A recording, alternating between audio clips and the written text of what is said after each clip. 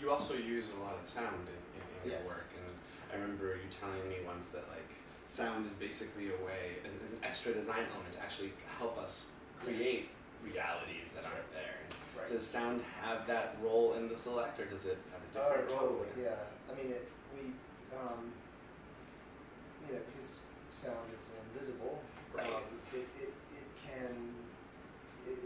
it's a wonderful tool in transforming things that are visibly incongruous, you know.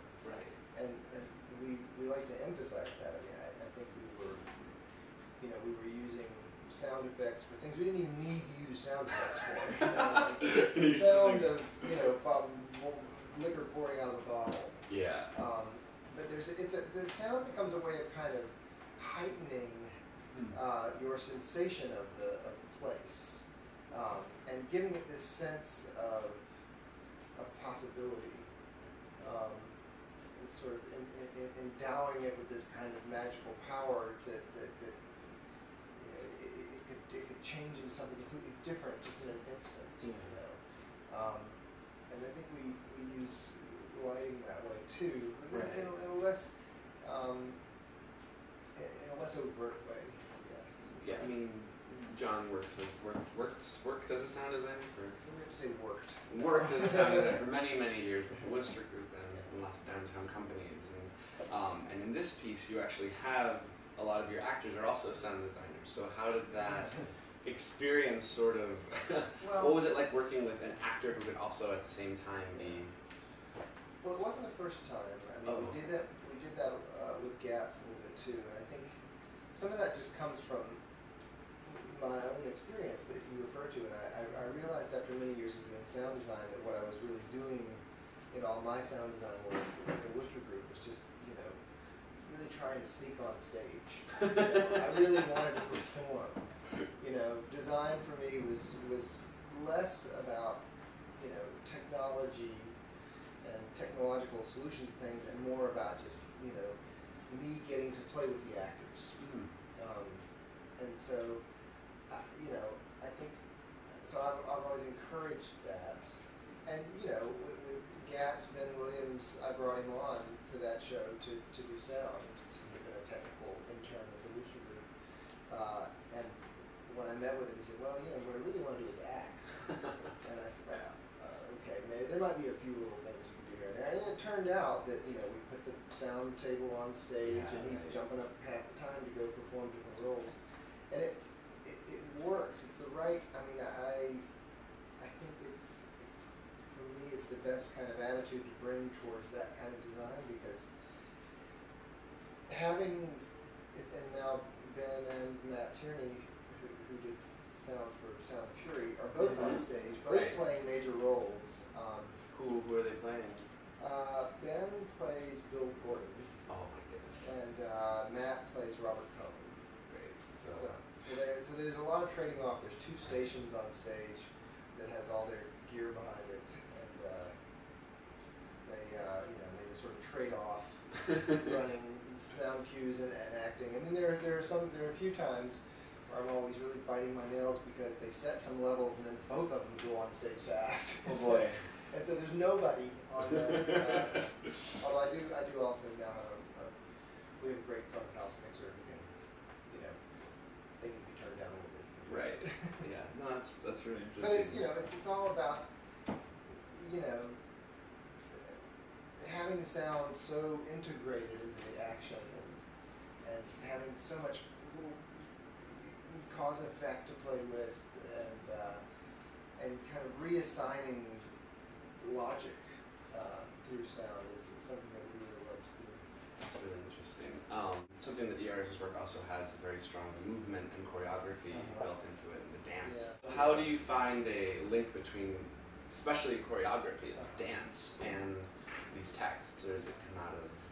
Well, it's the impulse to dance on stage is something that's just something that we bring to the table as a company. It's just a tendency that we've always had. We have we've always had people in the company who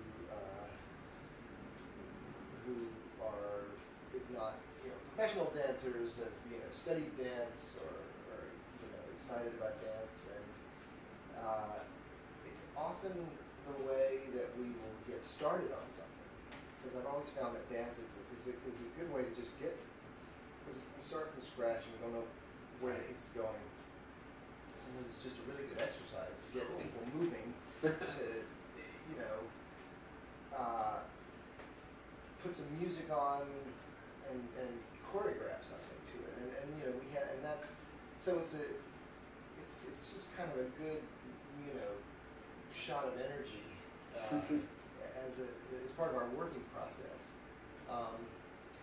and the way that we make dance is kind of a microcosm of the way we make the whole piece. It usually comes from some external source, something we've stumbled across in our research that either is dance or is something physical that we really want to try and recreate, knowing that we're probably going to fail in some way, knowing that that whatever we do is not going to be exactly like what we're looking at, but the act of imitating something physically produces exciting results, and so this was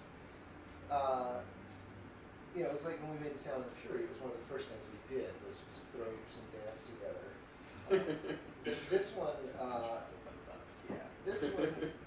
there's actually a lot of dancing and movement that's called for in the book. And dancing. Yeah, and there's an early scene. It's not early. It's in chapter 7 where they're trying to. They go to this club and Brett and Jake are trying to talk, but the music keeps starting up again. Exactly. Yeah.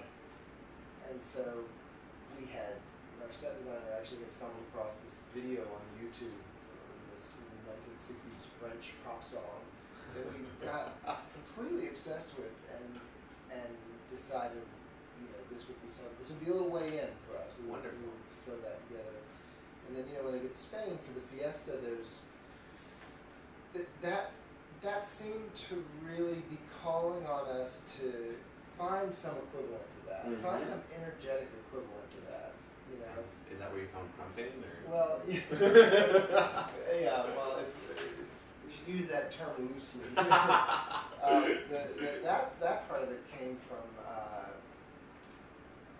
early on in the process. We aren't even always doing research on the show, the book. We're just bringing ideas in that people are excited about, and Ben Williams had been looking into marching bands. Oh, yeah. And I forget how he got to this, but he found this Mississippi college marching band that had just all this intense dancing as part of their routine, and they had these I guess it's sort of like the flag corps, or they're not majorettes, they're not cheerleaders, but they're these dancers. They're just part of the the marching band, and there are these girls who do this amazing stuff. When we saw that, we said, okay, we got to try this. Again, knowing that we are not going to be able to do what they are doing, but it turned out to be the right kind of intensity, for energy, jumping into the fiesta. I mean, there's that scene in the fiesta scene. They go to Pamplona, which is one of the main sites for the Wearing of the Bulls, and it's this whole religious festival that takes over, and there's wonderful scenes of just chaos with the locals, and everyone's drunk. There's a lot of drinking that happens in the piece in general. That stuff also gave us a good, when Fiesta starts, you have this sense that there's always this crazy party going on in the background, and we lifted a lot of sound from all these just camcorder recordings of the marching band, and you kind of just hear this rumble and crazy crowd noise kind of around all those scenes, and we took it all from there. It really was there was something about the energy of it that just seemed perfect. Even though it's totally anachronistic, like any of these things. But it's great. You have the '60s French pop song. Yeah. But even though it's anachronistic, there's so much research that goes into it.